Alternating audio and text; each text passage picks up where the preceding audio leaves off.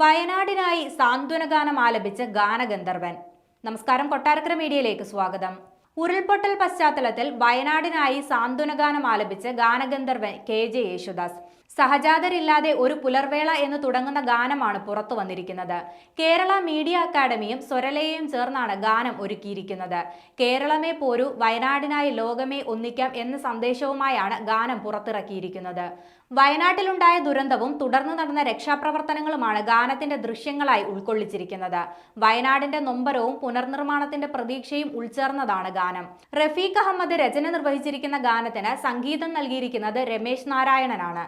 വയനാടിന്റെ കണ്ണീരൊപ്പാനും പുനരധിവാസത്തിനും നമുക്കൊന്നായി നിൽക്കാമെന്ന് ഗാനത്തിന് മുന്നോടിയായി യേശുദാസ് പറയുന്നുണ്ട്.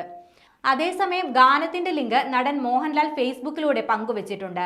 വയനാടിന്റെ വേദനയിൽ സാന്ത്വനം പകർന്നുകൊണ്ട് മലയാളത്തിന്റെ പ്രിയപ്പെട്ട ദാസേട്ടൻ ആലപിച്ച സ്നേഹഗാനമാണിതെന്ന കുറിപ്പോടെയാണ് മോഹൻലാൽ ഗാനത്തിന്റെ ലിങ്ക് പങ്കുവച്ചിരിക്കുന്നത്.